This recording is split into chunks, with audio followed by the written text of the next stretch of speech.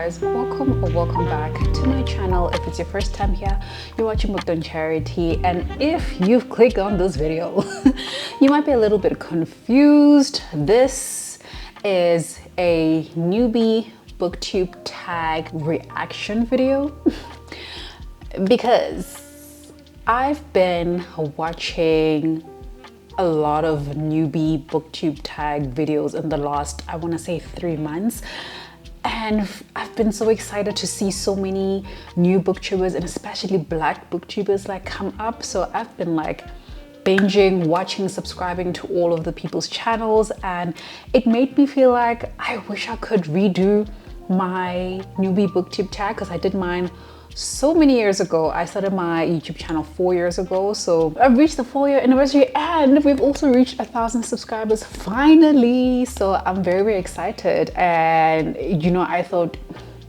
what better way to maybe kind of like revisit this video, one, give you my reaction of that video, because I was like really shy back then and very like quiet. I think I'm a bit more emotive now, and I've gotten so used to YouTube. I'm very comfortable here now, but I was very scared. Okay, I was scared back then, and I want to react to the video with you guys and also revisit some of the questions because I have a lot of new subscribers who might not know me that well, and I think this is a good way to kind of get a sense of why I'm here, what do I do here, what are my favorite books, and so on. So yes, if you're interested, please stay tuned. So I am scooting over on this side a little bit so that I can put up my video over here. I uploaded this video on the 5th of October in 2020, you guys, during the pandemonium. Okay, I decided to join YouTube during that time because I had just discovered Bookstagram, and I'm like, what? There's a place where people talk about books and just books, and I was getting into my love for reading. So yeah, let's find out who I was 4 years ago. I mean, first of all, I'm loving this short hair. I look so cute in my tiny teeny weeny little afro. But yeah, let's get into this video.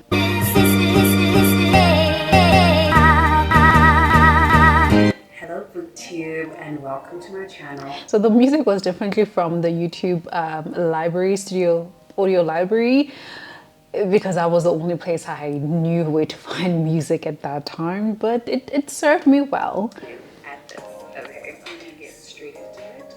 So the first question is, why did you start this channel? So I started this channel so that, first of all, I can share my love for books. So I loved books from, I guess, a fairly young age, but I had a long break of not reading, and I basically tried to get myself back into reading last year, but I wasn't reading as much, and it really picked up this year. So yeah, I'm sharing my love for reading, and I also want to kind of like get myself out of shyness and public speaking of some sorts, because yeah, I'm a shy person, so this is a way for me to get out of my shell and build a little bit more confidence with regards to speaking, and I just want to grow in the Booktube community. I mean, I've already learned so much in the few months that I have been on Instagram, and the few months that I had actually discovered there's something called Booktube. I did not know, y'all. I was on YouTube watching makeup and travel YouTubers and lifestyle YouTubers, but I don't know. Why didn't nobody tell me? Okay. I'm just laughing because I was so cute. Definitely the confidence has been built from this. As you can see, like the way that I handle myself in this space is definitely different from who I was. I think I'm a little bit more confident. So my answer for that, I think, will still stay the same. I joined the Booktube space to share my love for reading. I found a very good and healthy community with Booktube. Like, I absolutely love this space. I love sharing books. I love seeing people getting excited over books that I've shared with them, and hearing people say, that book that you recommended to me, I absolutely love it. Like, it makes me so happy. I'm happy to share books physically and even virtually with you guys as I talk about my books. So yeah, my reason for joining is still the same. My reason for staying is still the same, to keep sharing books and sharing my love for reading and exploring new genres, new authors, getting recommendations from you guys. So yeah, I'm still very happy to be in this space.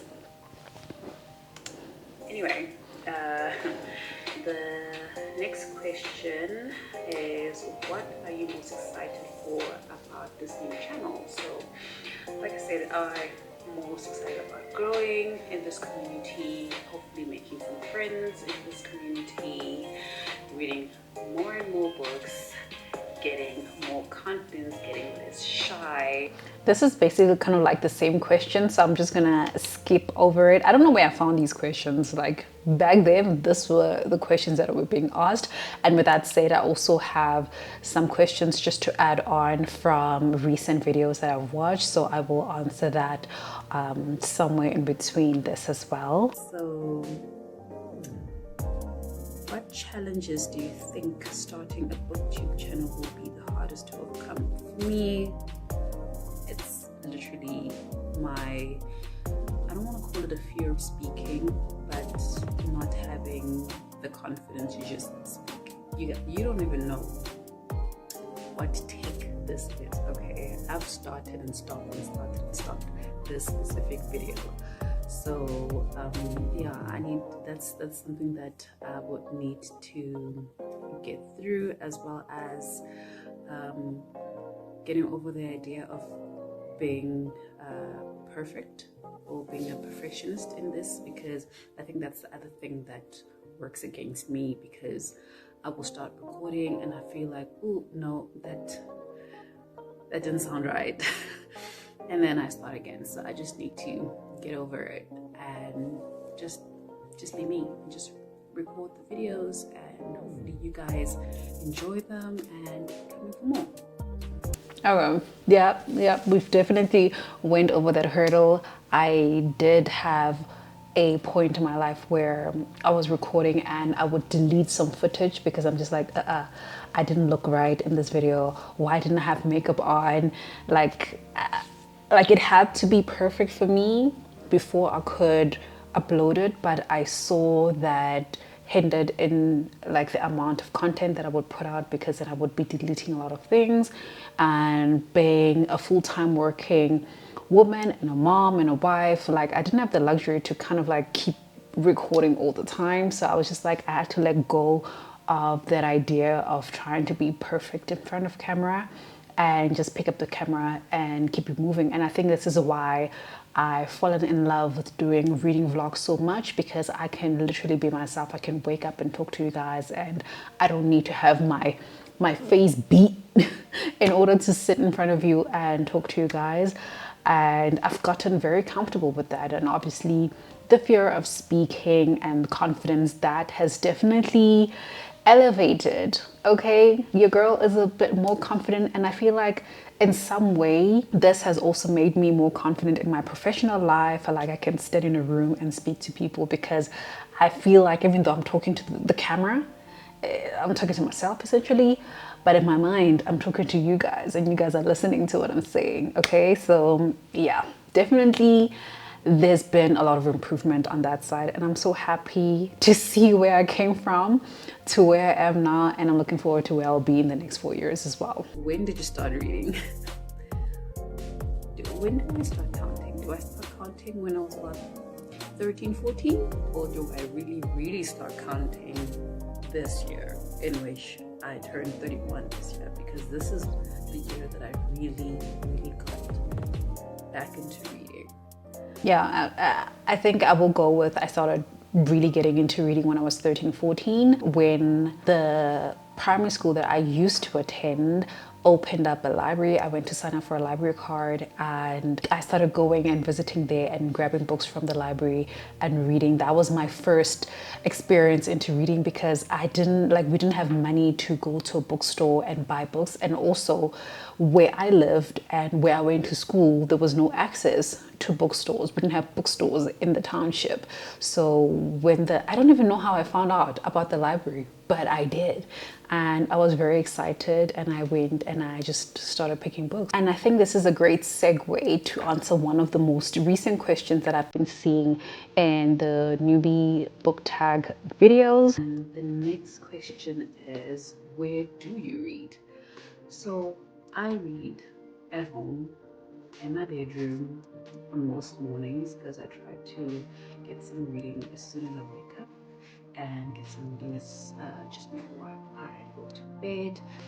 I read on the couch, I read on the balcony outside, I read in the car a lot during tea times and lunch breaks and all that.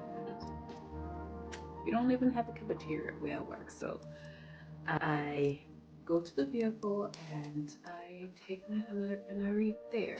So I read at coffee shops here and there. I need to do more of those. I want to do more of it because I actually get some good quiet time when I actually leave the house and go read in a nice little coffee shop with some lovely coffee / jazz music playing in the background, enjoying the latte.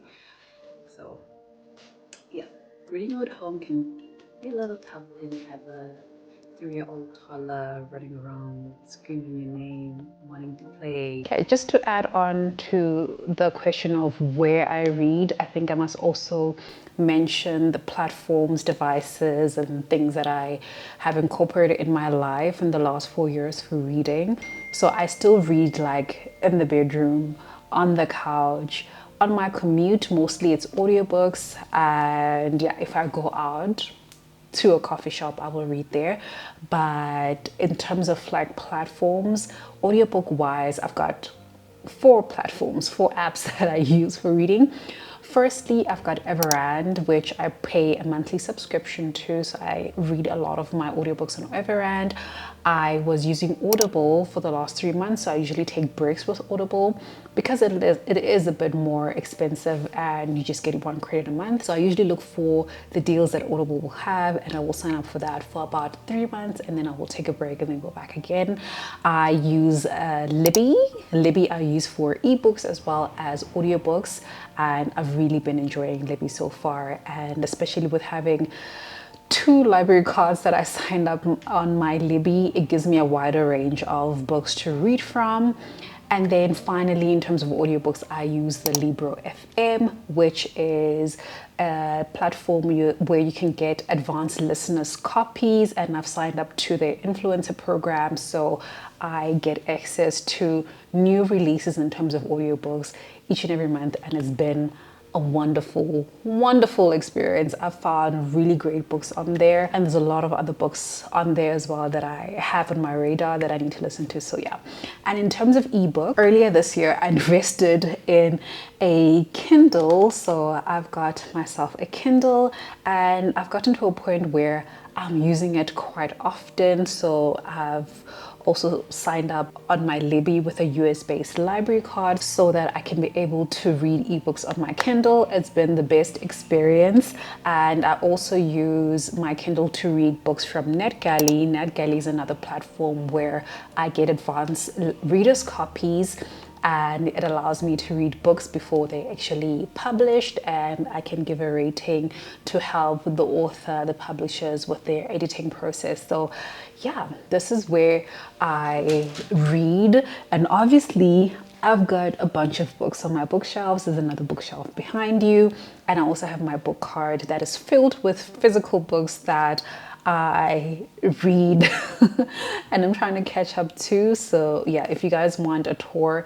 of the books that I have, I will link a video down below of my recent bookshelf organization video and a tour of my home library. And the last question I'm gonna answer today is, what kind of books do you like to read? So since I haven't been reading for a very long time, I don't have a specific genre of books that I'm interested in. When I started reading, I was reading horror,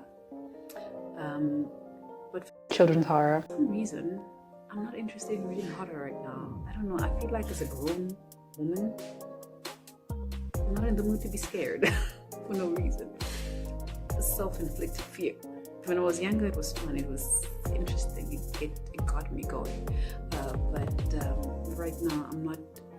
You can see I was shy. I was busy playing with my earring a lot. Interested in horror books. That's the one genre I'm not interested in. But other than that, I'm trying everything else. Mostly I read fiction. That's definitely my go-to. Fiction over non-fiction. I find it a little bit difficult to get through non-fiction books or motivational books. I feel that some of the motivational ones I've read, they don't necessarily speak to me, or I don't feel seen in those books. I feel like they just give me away advice, but the circumstances does not speak to my circumstances. So I don't know how well it's gonna. It doesn't not feel like it's speaking to me. But yeah. So yeah, clearly back then I was rekindling my love for reading again. So I was trying everything, especially in the year 2020 and 2021. I feel like those were my years of trying out new books.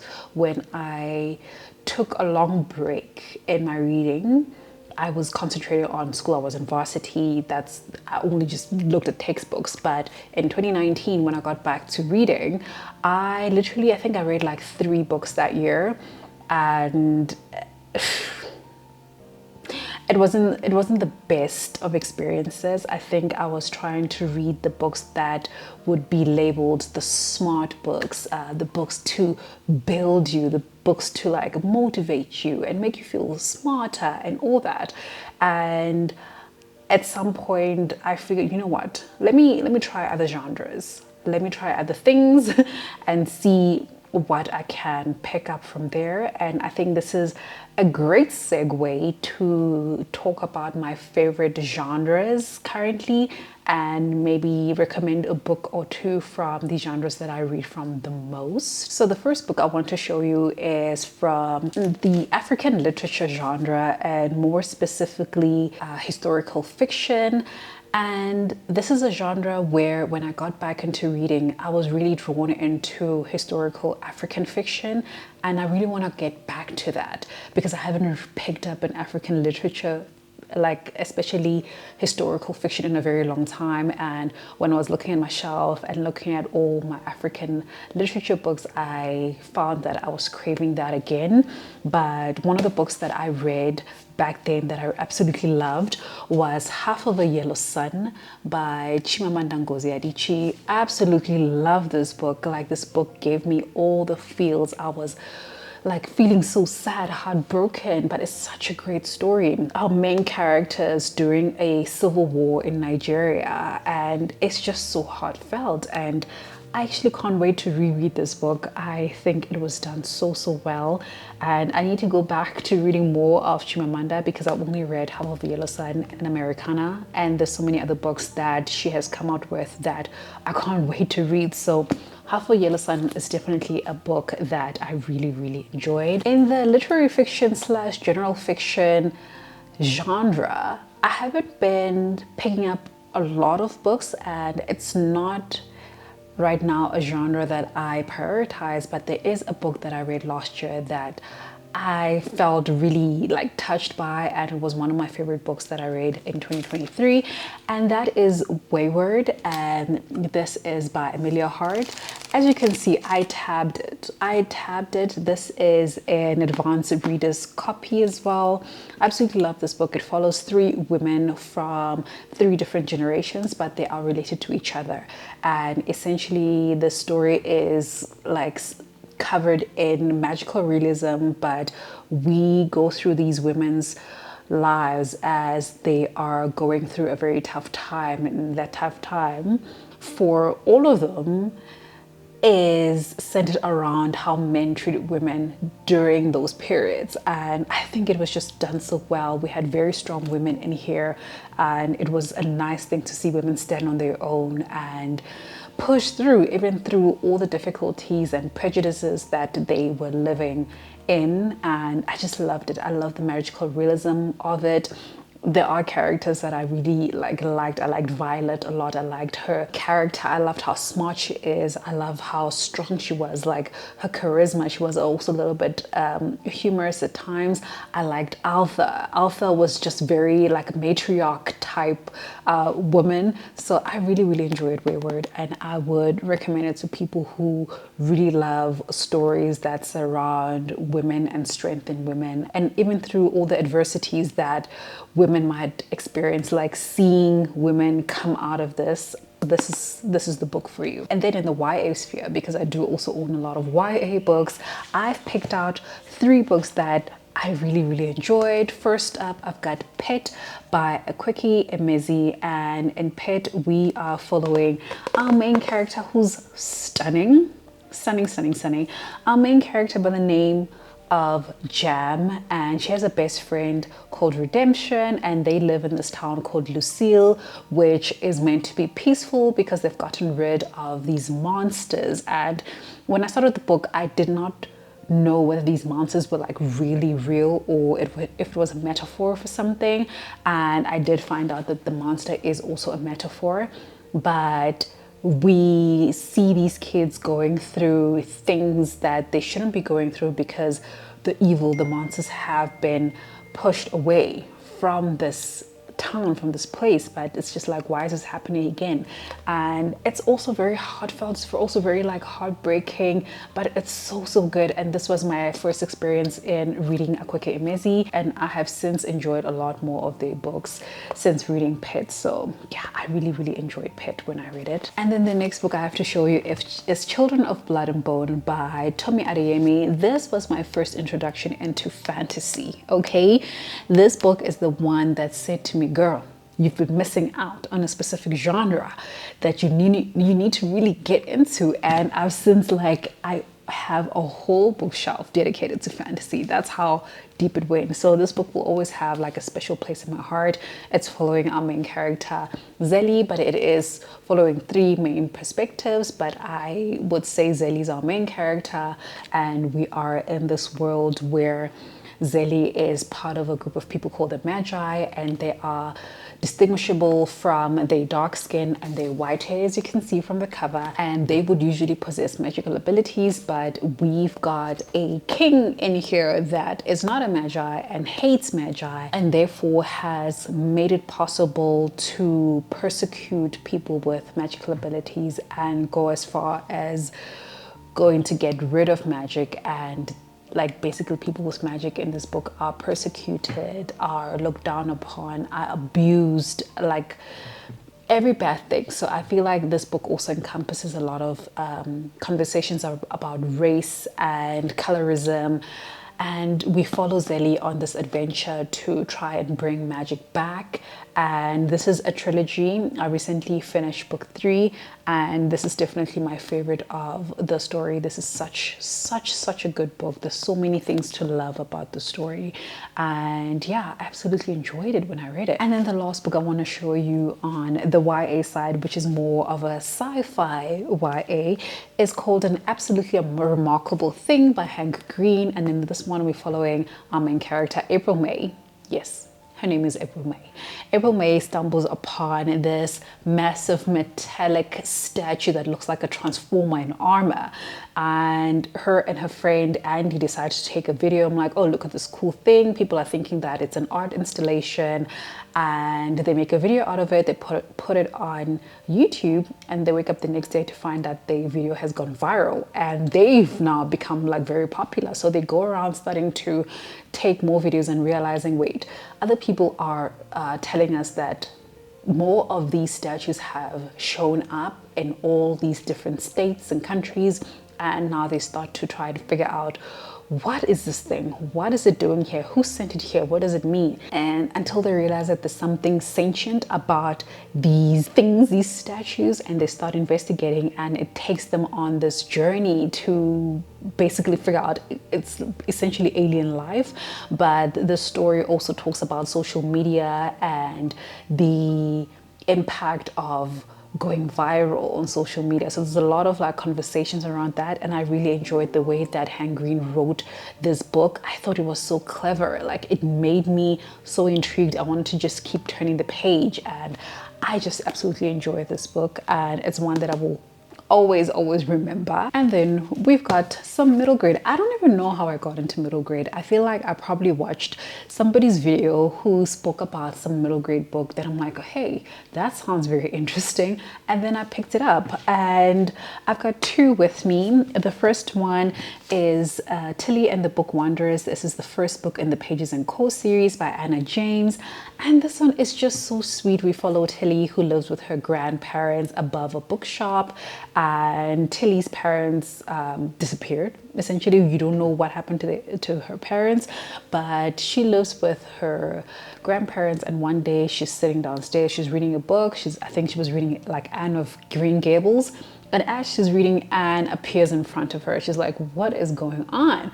And this thing happens again. She reads another book, and the characters keep showing up in front of her, and she finds out that this book shop also is kind of like magical, and her family has abilities to be book wanderers. Essentially, they can travel through books into the stories and interact with the characters in the stories, and she does that. She does end up in a book, and through that she discovers the secrets of her mom and what happened to her mom and her dad. And it's such a sweet story, but it's also really heartfelt. It also tackles like conversations around friendships, and it's just such a nice read, and I can't wait to continue to read the rest of the books in the series. You guys won't believe when I tell you it's been a few days.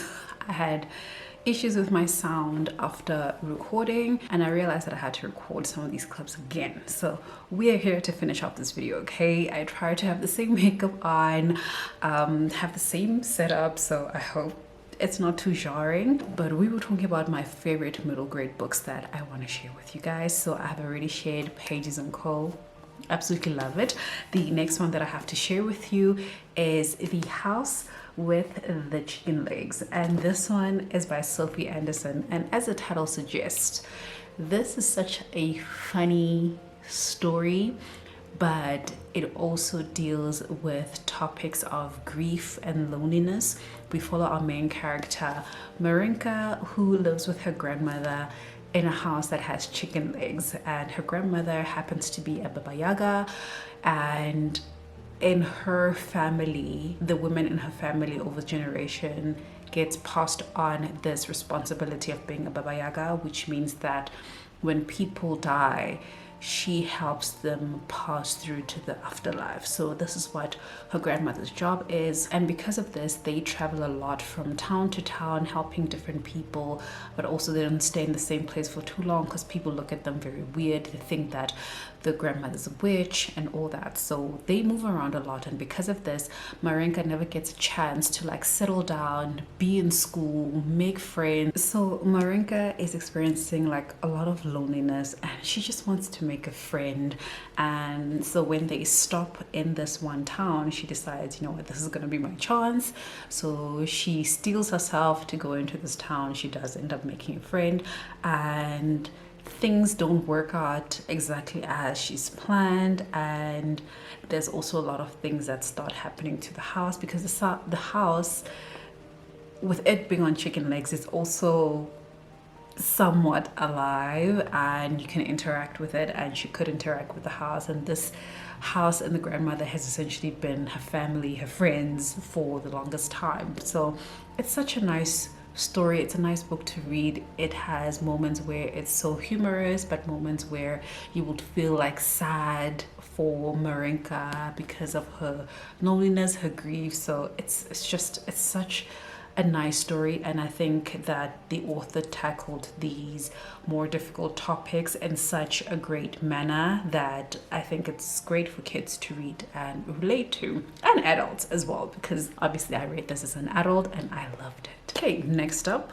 we've got a genre that I've picked up the love for over the years, and I don't even know how and when I started, but that is thrillers. And I want to mention that more specifically, psychological thrillers is what I gravitate towards and I end up enjoying the most. One of the first psychological thrillers I read was The Silent Patient by Alex Michaelides. Absolutely loved it. Gave it 5 stars. I do not own a copy, which is actually the thing with a lot of thrillers that I read. I mostly read them via audiobooks, but the one that I want to show you was a book that was borrowed to me by my friend Kaale, and let me tell you, she has got me obsessed with this author through this book, and that is The Housemaid by Freida McFadden.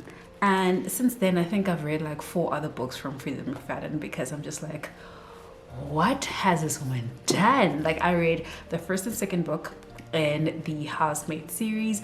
I read Never Lie. I read The Locked Door. Recently, I read The Boyfriend. So I thoroughly enjoy Freida McFadden's work. I know a lot of people will say that it's popcorn thriller, but I love it. I love it. It, like, all her books are very fast paced. They make me think a lot. The plot, there's always like multiple plot twists, same as in this book. So in this book we follow our main character Millie, who from the beginning you get a sense that she had a very difficult and secretive past that she doesn't want her new employer to know about. So she applied for this job as a housemaid, and she doesn't have experience, number one, as a housemaid, but she reckons that her past will not allow her to get this job. But she's surprised when she does get the job. So now she's thinking it's one of 2 things. It's either you did your research, found out about my past, and still hired me, which questionable. Number 2, it's either you didn't do your research and you hired me, which is also questionable. So she gets in here and she just wants to do a good job, because she just wants, you know, to settle and get, like, make some money. And she thinks, you know, I've hit the jackpot with the Winchesters, until she moves in, starts working, and she gets taken up to her room, which is up in the attic, and the room locks only from the outside. And when she's inside, she realizes this, like, what looked like scratch marks, and I'm just like, Millie, get out. But she needs this job, right? And you get the sense that the owner, or Nina, the house wife, gets the sense that Nina is desperate, and Nina starts working. She's just trying to do her best, but the relationship between Nina and Millie starts getting sour, and each day Nina, the housewife, just keeps getting more and more intense and mean to Millie, and you just don't understand why. But as you keep going, like, things start to unfold. The story is told in 4 parts, and let me tell you, when I say each part just keeps getting worse. I read this book in 2 days, and I was on my phone the whole time texting Kaale, because I'm just like, what the heck is going on? And she just laughed at me like, you haven't even reached the pinnacle of what's going on in the book. Keep reading. I was on my phone for 2 days because I couldn't get this book out of my hands, out of my mind. I read it. I went to sleep late. I woke up early. I wanted to pick it up. It was just so good. This will always be my favorite read from Freida McFadden, and I am still continuing to read more from her because I really enjoy her thrillers. All right, moving on to my last 2 genres that I love so much. So we're gonna go to sci-fi first, because the fantasy is like right there at the top in terms of my favorite genres. And I've picked up a few books. I mean, guys, I've got a lot that I wish I could talk about, but maybe it's a story for another video. But for this one, I just picked up books that I read and I cannot stop thinking about, and I've read multiple times or plan to read multiple times because I love it so much. And from the sci-fi side, I just want to start with a book that I feel was my introduction into sci-fi books, and that is To Sleep in a Sea of Stars by Christopher Paolini, which, I mean, his name is not even here anymore. I love this book. I read this book. I gave this book a 5-star. The spine is cracked, okay? I got first introduced to this book by Erin from Booked and Busy. She read this a couple of years ago during one of her live reading sprints, and I remember I was watching the reading sprints and looking at her reactions the whole time, and I was just like, I need to pick up this book. And I did, and I absolutely loved it. It was just a whirlwind of politics and action and just things going on, and there's also this element of humor in it. So we're following our main character Kira, who is some kind of scientist, botanist, I don't even remember, but she ends up on this planet where she goes and finds the specimen and thinks it interesting and wants to study it. And she happens to touch it, and that specimen goes and climbs and herbs and just molds itself onto her body, and it kind of creates almost like this protective layer. But it's like the minute that species, this thing infused into her body, it almost like alerted other beings of, hey, this thing has been activated, we need to track it, we need to find it. So she gets put into quarantine, and things just start going wrong from there. She ends up on this ship, which has the ship mind. So in this world, they have ship minds. So it's like human minds that they take and they alter to become ship minds. And in order for this mind to be used, it goes through like vigorous testing and psychological testing to see that this mind is actually sound, because in most cases, the ship mind should be able to make decisions on its own for the safety of the ship and the people on the ship.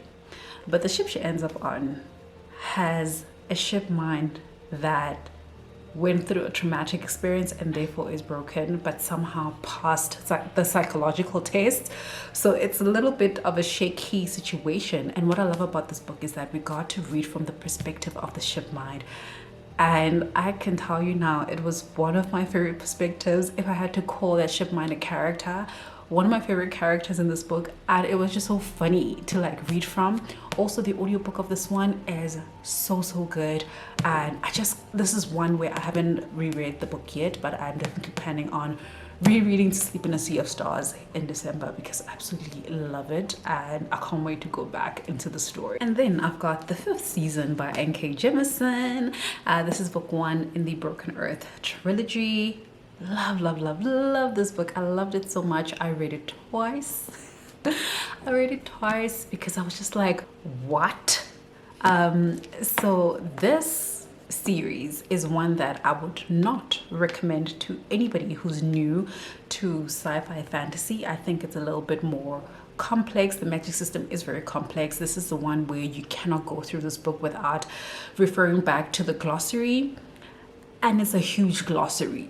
It is a huge glossary. I didn't even go through all of it. I just picked like what was relevant to me. But it's the kind of book that is so intricate. It's so intelligent in its writing, in its concepts, that by the time I was done reading it, like the minute I closed the book, I was just like, I have to reread this book.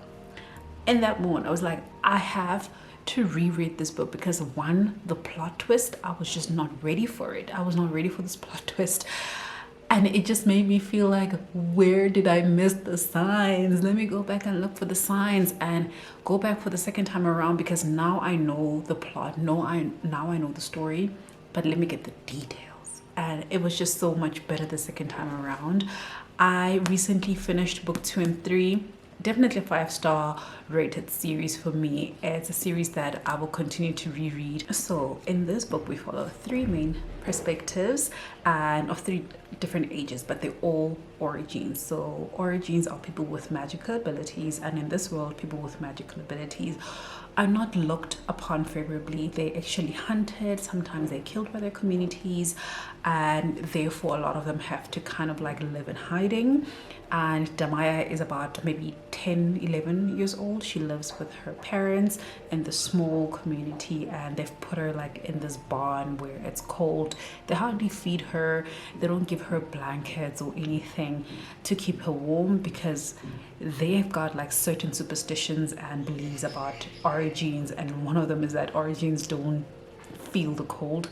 And they went and gave away her warm clothes to her cousin, who allegedly needs it more. So that's kind of like the treatment that they give to people with magical abilities. So in Damaya's timeline, she gets picked up by what they call a guardian to take her to this facility called the Fulcrum, where they take in small kids who are origins and they train them to essentially be able to control their magical abilities, and they end up using them for their own gain. And then we follow Cyanide. Cyanide, in her timeline, she's already in the Fulcrum and she's in her 20s, and she gets put on this mission to procreate with a 10 ringer of this Fulcrum. So a 10 ringer is essentially the highest level of origin capability you can have, and the way that they measure them is through rings. So cyanide is a 4 ringer and alabaster is a 10 ringer. And then we also follow our third main character, who her name is Esun. And Esun, you don't know what level she is in terms of her origin, but she lives in this small community and she's been hiding her ability for the longest time, but she's got 2 kids. And her story starts off with the youngest of her kids, I think he's probably like 3 years old, being killed by her husband, essentially this child's dad, after he finds out that this kid is an origin. That's how much origins are being hated. And so Esun's story starts off in a fit of rage and in a sense of revenge, because her husband also took their oldest child, which happens to be a daughter, her name is Nasun, and ran away with her. So we follow these 3 different perspectives, and the whole time as you're reading, you're getting the sense that somewhere along the line their stories need to come together, they need to meet, but you don't see how they're gonna do it, because you keep going on the story and nothing is like converging. But it's so interesting. So we're going through this season where people are needing to adapt because the world is ending, they want to survive, there's certain protocols that need to be put in place, and it's just like, oh my gosh, it is so fascinating in the way that the story has been written. It's so intelligent, it's so intricate, and I'm just like, I love this book so much.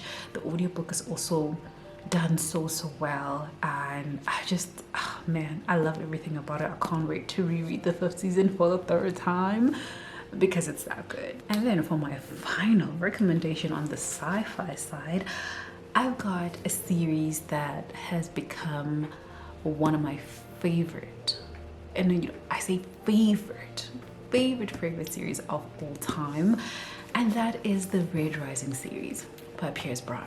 I don't have book 1 with me because I gave my book 1 to Kaale. I actually need to replace my copy of book 1, but I've got 2 of my favorite books in the series. I've got Golden Sun, which I decided yesterday, or was it the day before, to reread for no reason except to be a moral support, emotional support for Kaale, because she started reading book 2, and then I recently finished reading book 5, which is Dark Age.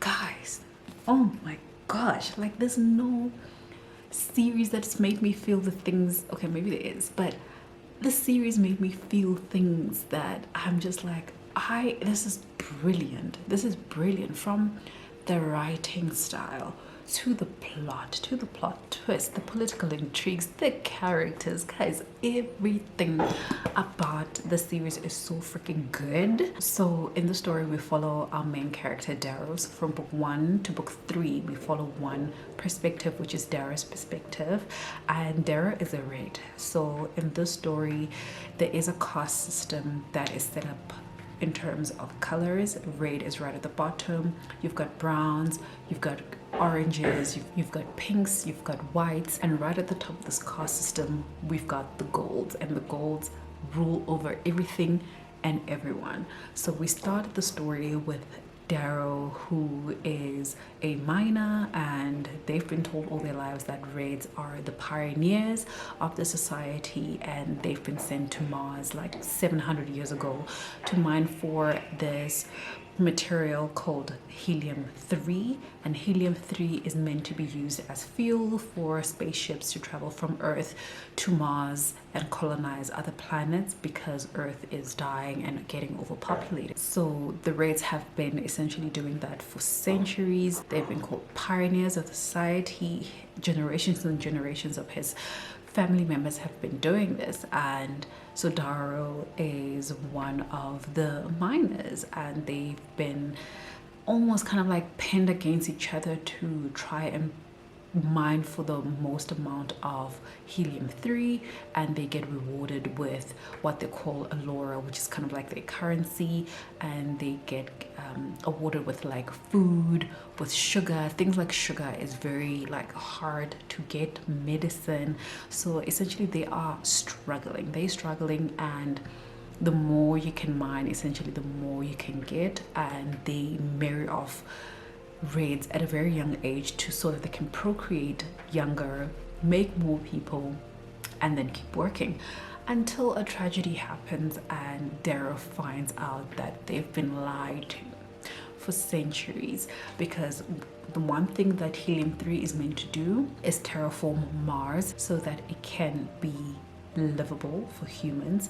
But he finds out that Mars has been terraformed for centuries, and people have been living on the surface of Mars for years, and essentially all the raids have been slaves. And he also gets a shock when he realizes that there's high raids who live on the surface of Mars, and they are janitors. So each caste system has like different roles that they play.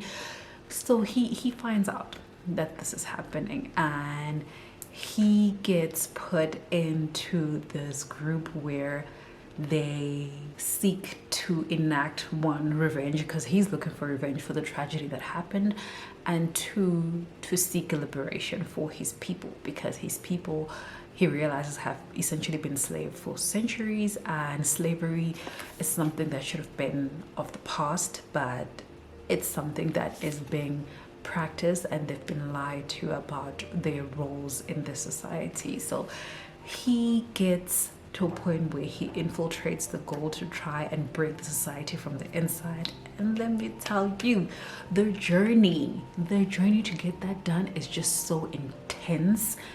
It's so exciting, it's so blood boiling. Like, you'll get angry, you'll get like upset, like the excitement of it, the battles of it, it's just so good. Like, I have not read a series that just gets more and more and more intense as it keeps going. And like I said, I just finished reading Dark Age, guys. It was just action on action and action, and by the time we get to book 4, the story gets told in multiple perspectives. And I love how even in the way that Pierce Brown is writing those characters, they are so innately different that you will never be mixing up like any two characters. From the way that they accents, because I did partner reading these physical books with the audiobooks, which I would highly recommend because it's so brilliantly done. The main narrator for this series, Tim J. Reynolds, is just so good. And I love how, because I've reread the book now, I can pick up the transition from a younger Daryl all the way to a 30-something-year-old Daryl in this book. Like, the tone is different. He's sounding more mature, more tired. And when we get to the other characters as well, the language is different, the slang is different. You know, there's a character that will be more rugged because of their background. There'll be a character that will swear a lot because of the way that they were raised. There's a character who's an Orient, who you can hear it's very high lingo in the way that he speaks. It's just, guys, it's done so freaking well. There is nothing in the series, in the story, that I can put to fault, because it's just, to me, it's perfection. It's perfection. I love it.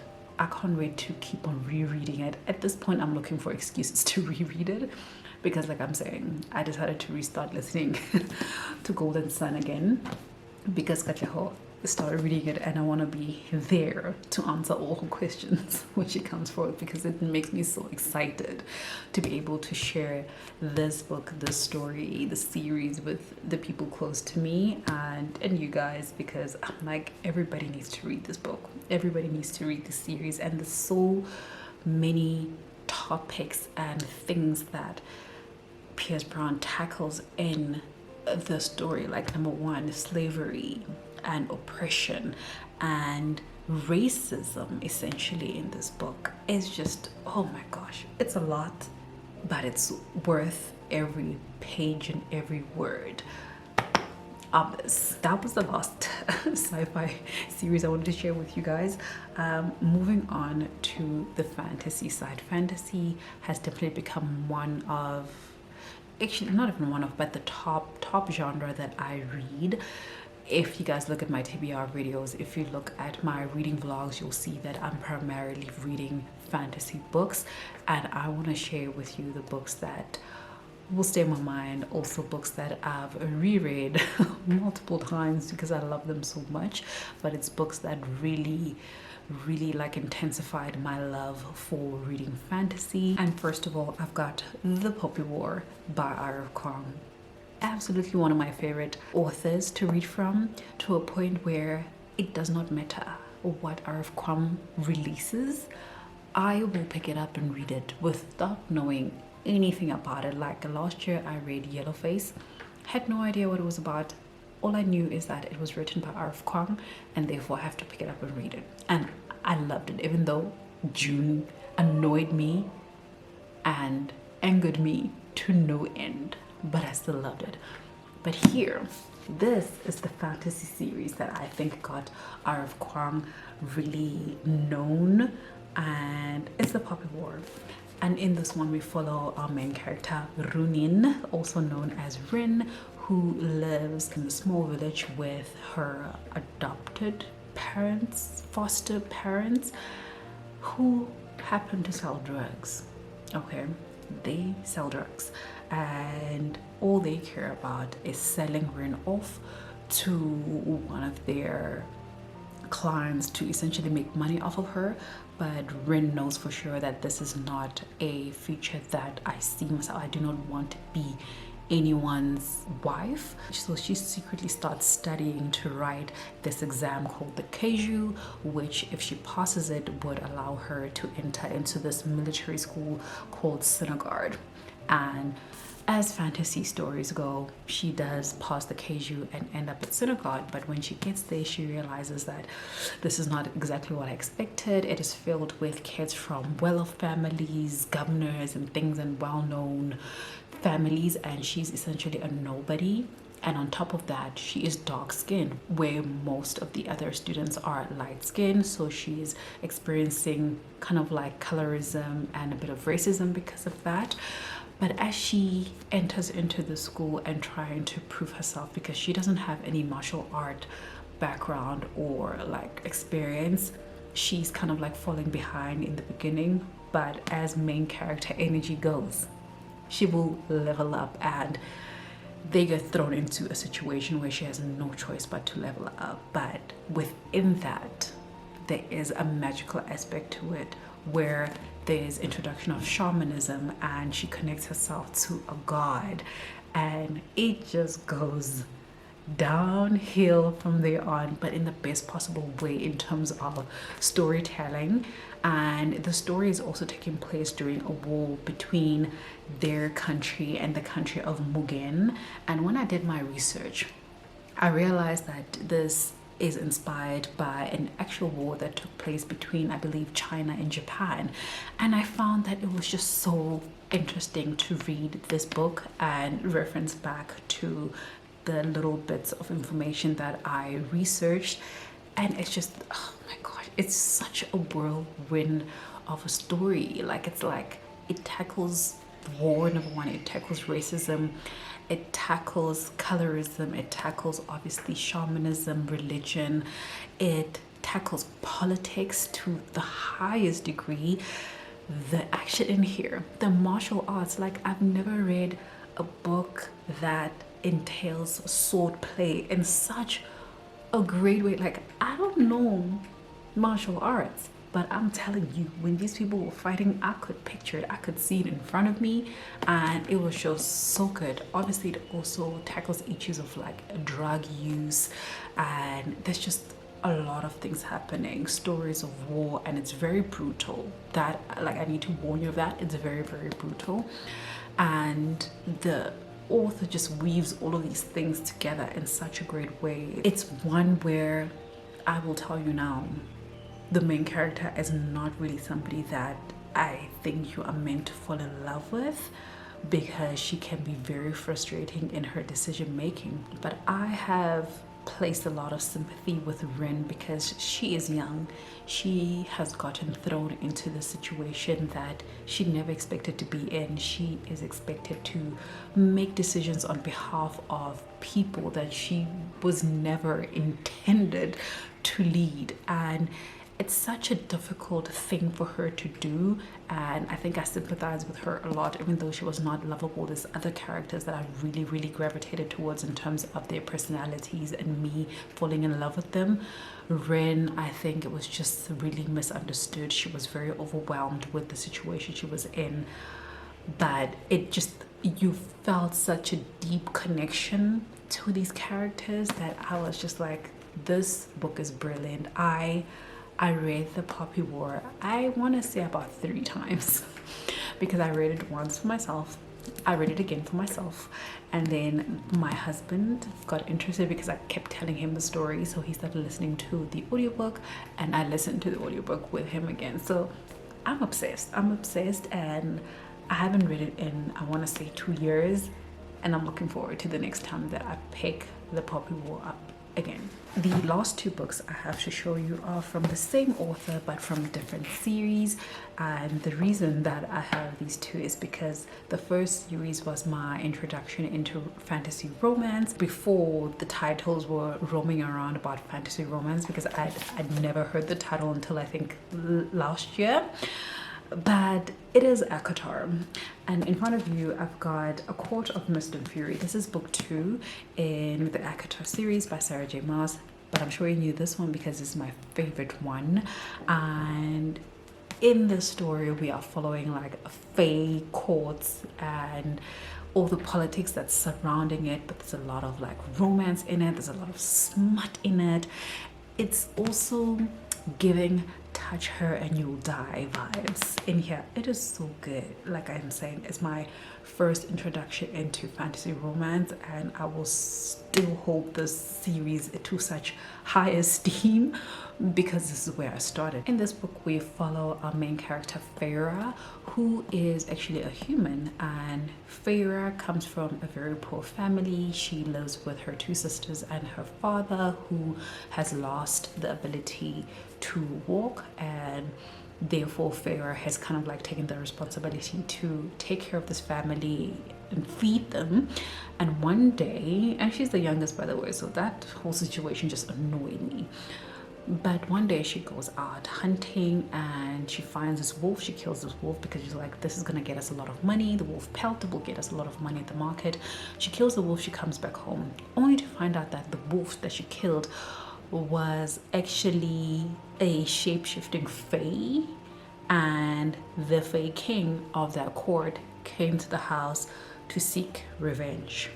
because you're like, you killed one of my own. And you know, they pleaded with him, please don't, you know, kill her. She's essentially the breadwinner of this household. So instead he decides to take her to the Feylands to essentially, I don't know, do her time in his court. And from there on, it kind of like follows this Beauty and the Beast type storyline, more especially in book 1. Book 2 doesn't really follow that trend, but there's already kind of like a romance element that starts off there. But the way that the story progresses in each book, there's just things that keeps happening, and more politics, more fae, and introduction to other creatures as well, but not being the main focus of this. But there's a very big romance element to the story as the series continues. But I absolutely love this. I absolutely love this. I have reread this series already, but whenever Sarah J. Maas decides to continue with the series, I'm definitely going to be rereading it again from scratch, just to refresh my mind and just have a good time, because I know that it is a good time. So yeah, ACOTAR, A Court of Mist and Fury, definitely one of my favorites. And then lastly, I've got House of Earth and Blood. This is Crescent City book 1. I've read this, I've tabbed this, it's good, the spine has broken. I absolutely love this book. This is my favorite one in the Crescent City series. The last book was a little bit questionable, but this one is really, really good. This also involves fae, it involves hybrids, a lot more other like creatures. We deal with wolves, we've got shapeshifters, we've got mers, we've got sprites, we've got angels. There's just so much more happening in here, and in this story we follow multiple perspectives, and the story kicks off more of like a murder mystery from our main character's friends who were brutally murdered, and she gets tasked to solve these murders with the help and protection of a fallen angel. And you already know that the romance is going to happen between those two, but I want to warn you, if you haven't read this, that the romance in here is very, very slow. But I personally don't mind like a slow burn romance. So I don't even remember if they have a first kiss in this book. It might only happen in book 2, but the story itself is so good. The world building is really good. The plot, the fight scenes, the little trinkets and things that the author leaves for you to like solve and bring together at the end in terms of plot twist is just so good that I will always love this book. Also really love these covers. So yeah, House of Earth and Blood, definitely one of my favorites. So yeah guys, I could go on, and I mean, it's a lot of other books also behind me that I really enjoyed, that I feel like if I had to share everything, this video is going to be way too long. And finally, the last question from this new group of questions is what I hope to learn from this channel.